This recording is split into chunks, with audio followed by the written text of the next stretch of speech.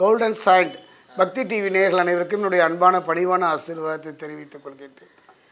மனித வாழ்வு தொடக்க பிறப்பிலிருந்து இறப்பு வரை பார்த்திங்கன்னா நிறைய போராட்டங்களையும் பிரச்சனைகளையும் தான் நாம் சந்தித்து வருகின்றோம். இந்த பிரச்சனைக்கு தீர்வு என்ன என்று நம்ம யோசிக்கும் போது பார்த்தா நல்லா படிச்சிருக்கோம், நல்ல அறிவு இருக்குது, நல்ல திறமை இருக்குது, ஆனாலும் நாம் ஏன் வெற்றி பெற முடியவில்லை? நமக்கு விட அறிவும் திறமையும் ஆற்றலும் குறைந்தவர் முன்னோக்கி ஓடிக்கொண்டிருக்கின்றார். நம் வாழ்வோ திகைத்து போகின்றது. அப்படிப்பட்ட ஒரு சூழ்நிலை நம் மனித மனம் என்ன செய்யும்? ஒன்று கடவுளை நம்பும், நண்பனை நம்பினான், மனைவியை நம்பினான், உறவை நம்பினான், எதையோ நம்பி பார்த்தார். அது ஒரு ஏமாற்றமான ஒரு நிலையைத்தான் அவன் சந்தித்தான்.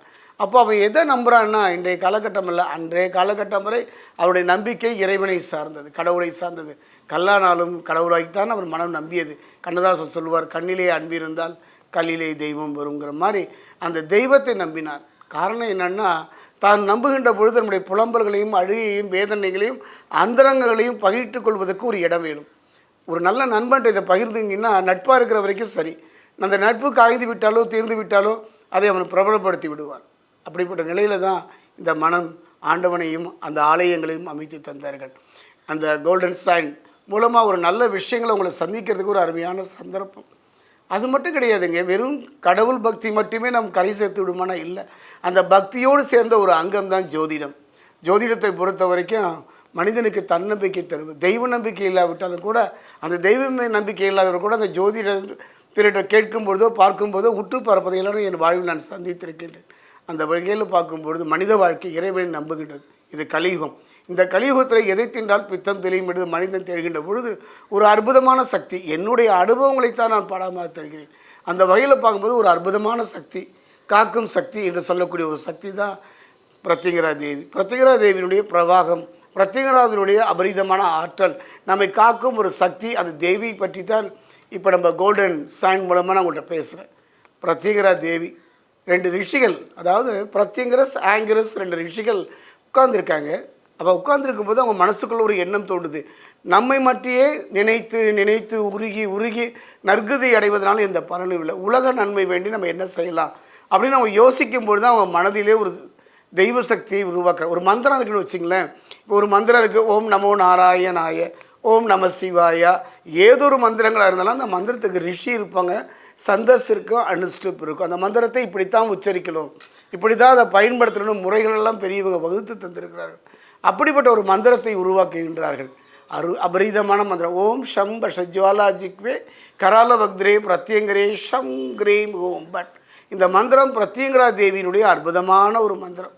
இந்த மந்திரத்தை எவர் ஒருவர் தினமும் உச்சரிக்கின்றார்களோ, இந்த மந்திரத்தை நம்பிக்கையோடு யார் சொல்கிறாங்களோ அவருடைய வாழ்க்கையில் பயம் இல்லை, அச்சம் இல்லை, நிம்மதியான ஒரு வாழ்வை நோக்கி நகர்த்துகின்ற ஒரு சக்தி இந்த மந்திரத்துக்கு உண்டு. ஒரு நிகழ்வை நாம் சந்திப்போம். அதாவது நாம தான் பலம் வாய்ந்தவன், பதவியில், அரசியலில், ஆன்மீகத்தில் சிறந்தவன், தன்னை விட தனக்கு நிகர் யாரும் இல்லை என்று ஒரு கர்வம் ஒரு மன்னனுக்கு ஏற்பட்டு விட்டால் சொல்லவே வேண்டுமா? அவன் தான் இரணியகசிபு.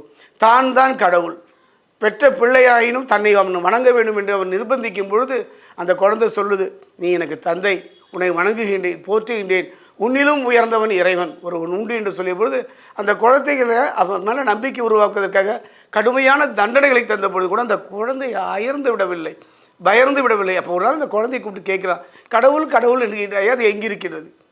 அந்த கடவுள் எல்லா இடத்துலையும் தான் இருக்கார், சும்மா அதெல்லாம் வேண்டாம், இந்த தூணில் இருக்காரா என்று கேட்ட பொழுது கண்டிப்பாக அன்போடு அடைத்தால், நம்பிக்கையோடு நம்ம நினச்சோம்னா தூணிலும் இருப்பான் துரும்பிலும் இருப்பான் என்ற பொழுது தன்னுடைய கதையை கொண்டு தூணை பிளக்கின்றார்.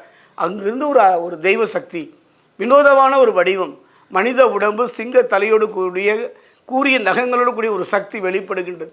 வெளிப்பட்டதோடு நின்று விடவில்லை, அந்த கிரணிய கசுவை அப்படியே தூக்கி உள்ளேயே இல்லாமல் வெளியே இல்லாமல் வாசற்படியில் உட்கார வைத்து வயிற்றை 2ஆக கிழித்து உதிரபானம் மருந்துகின்றது. காரணம் என்ன? அப்போ நினைத்து பார்க்கிறான், நான் அசுரன். ஏன்னா அது வரைக்கும் அவன் அசுரன் தானே. ஒரு இறை சக்தியின் மடியில் அவன் தங்கும்பொழுது அவன் மனசு யோசிக்குது, நாம் எவ்வளோ பெரிய புத்திசாலின்னு நினச்சி ஒரு இறைவட்ட வரம் கேட்குறோம் பிரம்மா கிட்ட, உள்ளேயும் சாகக்கூடாது, வெளியேயும் சாகக்கூடாது, ஆனாலும் சாகக்கூடாது, பெண்ணாலும் சாகக்கூடாது, எந்தவித ஆயுதங்களாலும் சாகக்கூடாது. அப்படிப்பட்ட ஒரு நிலையை தானே நம்ம கேட்டோம். இப்போ நம்ம நிலையை பார்த்தீங்களா? உள்ளேயும் இல்லாமல் வெளியேயும் இல்லாமல் வாசப்படியில், இரவும் இல்லாமல் பகலும் இல்லாமல் அந்த அந்தி வேலையில், எந்தவித ஆயுதம் இல்லாமல் நகங்களை கொண்டு மனித வடிவமும் தெய்வ வடிவம் இல்லாத நரசிங்க வடிவம், ஆணும் பெண்ணும் மற்ற வடிவத்தால் கொல்லப்பட்டு விட்டேன். அவன் கையங்கி அவன் கரங்கள் நெற்று ஓம் நமோ நாராயணாய, ஓம் நமோ நாராயணாய. அவன் இறைவனோடு கலந்து விடுகின்றான். அந்த அசுரனுடைய ரத்தத்தை பருகுதனால அந்த நரசிம்மமாயினும் அது உக்ர சக்தியாகி அங்கு உள்ளவர்களெல்லாம் நடுநடுங்க செய்கின்றது. எல்லோரும் சிவனிடம் சென்று முறையிடுகின்றார்கள். சிவன் வீரபத்திரரை அனுப்புகின்றார். வீரபத்திரர் அவர்கள் வணங்கி தொழுகின்றார்.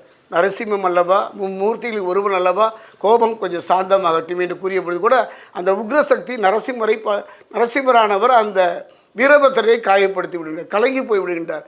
எப்பவுமே ஒன்று தெரிஞ்சுங்களேன், நம்ம கலங்கி இருக்கும் பொழுது, கண்ணீர் சிந்தும் பொழுது, வேதனையால் துடிக்கும் பொழுது நமக்காக இறைவன் இறங்கி வருவான். அப்படி சிவன் எடுத்த ஒரு அற்புதமான வடிவம் தான். இன்றைக்கும் பார்த்தீங்கன்னா பீகார் பக்கத்தில் கீழே சாளுக்கியம் மேலை சாளுக்கியம் என்று உண்டு. அங்கு இருப்பவர்களை சாளுக்கியர்கள்னு சொல்லுவாங்க. நம்ம இரண்டாம் புலிகேசிலாம் கேள்விப்பட்டல, அவரெல்லாம் அந்த சாளுக்கிய வம்சத்தை சேர்ந்தவர் தான். மேலை சாளுக்கியத்தில் இருக்கிறவங்களாம் நரசிம்மரை வழிபடக்கூடியவர்கள், கீழே சாளுக்கியத்தில் இருக்கக்கூடியவங்களாம் சரபபட்சியை வழிபடக்கூடிய சரபேஸ்வருடைய உபாசகர்கள். அப்படி அந்த வடிவம் எடுத்து நரசிம்மத்தோடு கிட்டத்தட்ட ஒரு 15 நாட்கள் போரிடுகின்றார். வெற்றி தோடி யாருக்கிட்டே தெரியாத நிலையில் அவருடைய நெற்றியிலிருந்து, சர்வேஸ்வருடைய நெற்றியிலிருந்து ஒரு பெரிய சக்தி கிளம்பி வருகின்றது. 1000 தலை 2000 கரத்தோடு கூடிய ஒரு தெய்வ சக்தி வெளிப்படுகின்றது. அதை முத பார்த்தது யாருன்னா சுப்பிரமணியராய் முருகன். முருகன் தன்னை மறந்து தொடுகின்றார். இந்த மந்திரங்களை உருவிவிடத் தொடங்கின்றார்.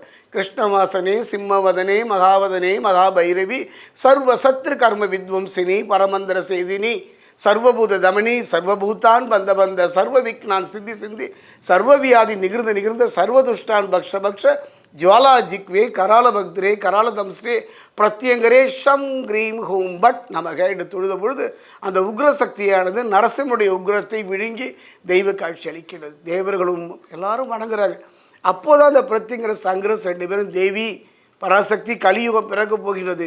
இந்த கலியுகத்தில் நல்லது கெட்டது யாருக்கும் தெரிகிறதில்ல. அவர்கள் கெட்டதையெல்லாம் நல்லதாகவும் நல்லதையெல்லாம் கெட்டதாகவும் அவருடைய மனம் இடையே பாழாய் போய்விடுமே. இந்த கலியுகம் வாழ்வதற்கு உன்னுடைய உதவி தேவை. கலங்கி நிற்பவருக்கும் கண்ணீர் செய்வதற்கும் துரோகத்தால் ஏமாற்றப்படுவதற்கும் பயத்தோடு வாழ்வதற்கும் உன்னுடைய உதவி தேவை என்று சொல்லும்போது அந்த சக்தி தன்னுடைய 1000 கரங்களை அசைத்து மறைகின்றது. அப்படி உருவான ஒரு அற்புதமான சக்தி தான் பிரத்யங்கரா. இந்த பிரத்யங்கரா தேவியை பொறுத்த வரைக்கும் 6 அடி உயரத்தில் பஞ்சமுக பிரத்யேகராக நமக்கெல்லாம் தெரியும். திருத்தணி அறுபடை வீட்டில் ஒன்று. இந்த திருத்தணி முருகனுக்கு ஒரு விசேஷம் தெரியுங்களா? எல்லா ஆலயத்திலும் இருக்கக்கூடிய முருகன் கையில் இருக்கிற வேலுக்கு பேர், கையில் வச்சுருக்கிற வேலு அது சக்தி வேல்னு சொல்லுவாங்க, ஞான வேல்னு சொல்லுவாங்க. ஆனால் திருத்தணி முருகன் திருக்கரத்தில் இருக்கிறதுக்கு பேர் ஒரு வஜ்ர வேல்னு சொல்லுவாங்க, வஜ்ராயுதம். அது என்ன பண்ணுன்னா, மனத்தில் எத்தனை குழப்பங்கள் இருந்தாலும், மனத்தில் எவ்வளோ சஞ்சலங்கள் இருந்தாலும், அடிவயிற்றில் பயம் இருந்தாலும் அகற்றக்கூடிய சக்தி வாய்ந்த ஒரு வேலை கையிலே தாங்கிய ஒரு கற்பக தருதான் அந்த சிவசக்திக்காரன் தான் முருகன். அவர் கையில் தாங்கி இருக்கின்ற வேலுக்கு வஜ்ரவேல்னு பேர். அந்த ஆலயத்திலேருந்து ஒரு சோழிங்கர் போகிறதுக்கு இடையில் பார்த்தீங்கன்னா அகூர் பஸ் ஸ்டாப், அங்கேருந்து இடது கை குதிரம் போனீங்கன்னா ஒரு 3 கிலோமீட்டர் அடர்ந்த வனம். அந்த வனத்திலே பஞ்சமுக பிரத்யேகரா தேவியினுடைய அருளாட்சி. ஒரு முறை வாய்ப்பு கிடைக்கும் பொழுது, கலங்கி நிற்கும் பொழுது, கண்ணீர் சிந்தும் பொழுது, நமக்கு யாருமே இல்லை என்ற ஒரு நிலை வரும்பொழுது, பொருளாதாரத்தில் மிக உயர்ந்த நிலையிலிருந்து கீழ் இறங்கிய பொழுது, ஒரு பலம் வாய்ந்த மனிதன் அரசியலின் காரணமாக ஏதோ ஒரு காரணங்களை நம்மை மிரட்டும் பொழுது, பயன்படுத்தும் பொழுது, நடுங்கும் பொழுது இந்த ஆலயம் சென்று இந்த அன்னைக்கு எலுமிச்சம்பழ மாலை சாத்து வழிபடுவது நம் வாழ்வுக்கு ஒரு பாதுகாப்பு.